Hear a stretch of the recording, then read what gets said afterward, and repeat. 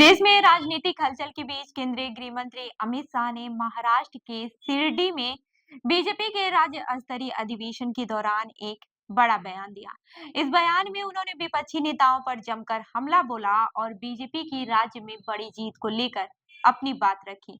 शरद पवार और उद्धव ठाकरे पर आरोप लगाते हुए शाह ने कहा कि महाराष्ट्र की राजनीति में 1978 से छल और विश्वासघात की राजनीति चल रही थी, जिसे अब बीजेपी ने खत्म कर दिया है।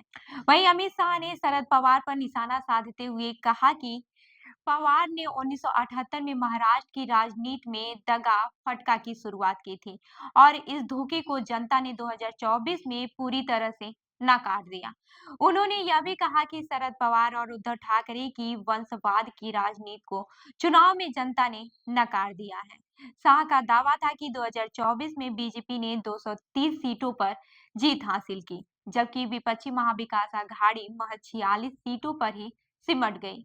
पवार और ठाकरे के लिए यह चुनाव एक बड़ा झटका साबित हुआ।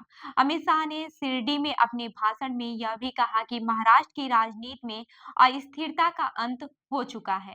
उन्होंने बताया कि 1978 में वसंत दादा पाटिल सरकार से बाहर निकालकर मुख्यमंत्री बनने की कोशिश की थी, जो कि राजनीति में धोखा देने का पहला उदाहरण था। 2019 में जब शिवसेना और बीजेपी का गठबंधन हुआ था, तब भी ठाकरे ने मुख्यमंत्री पद को लेकर विश्वासघात किया था और यही कारण था कि बीजेपी ने इस गठबंधन को तोड़कर अपनी स्वतंत्र रास्ता चुना। अमित शाह ने बीजेपी के कार्यकर्ताओं को राज्य में पार्टी की जीत का असली सूत्रधार बताया। उन्होंने कहा कि पंचायत से लेकर संसद तक बीजेपी की जीत के पीछे पार्टी के कार्यकर्ताओं का योगदान है। शाह ने कहा कि बीजेपी को अजेय बनाना है ताकि कोई भी पार्टी भविष्य में उसे धोखा देने की हिम्मत न करें।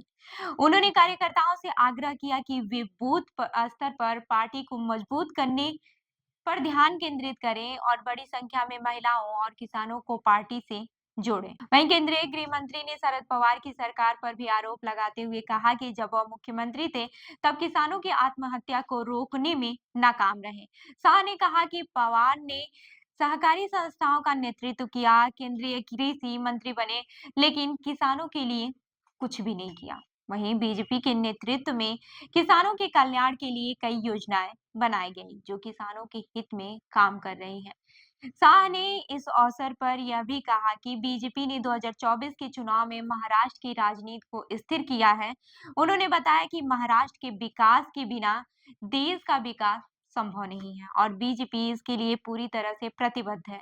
उन्होंने भरोसा जताया कि बीजेपी के नेतृत्व में राज्य में विकास की गति तेज होगी और पार्टी अपनी सभी आश्वासनों को पूरा करेगी। वहीं दिल्ली विधानसभा चुनाव को लेकर भी अमित शाह ने उम्मीद जताई। उन्होंने कहा कि इंडिया गठबंधन का पतन अब शुरू हो चुका है और बीजेपी दिल्ली में बड़ी जीत हासिल करेगी। दिल्ली, पश्चिम बंगाल, बिहार और महाराष्ट्र में विपक्षी दलों के बीच मतभेद और असहमत का हवाला देते हुए शाह ने यह भी दावा किया कि दिल्ली में बीजेपी आसानी से जीत हासिल करेगी।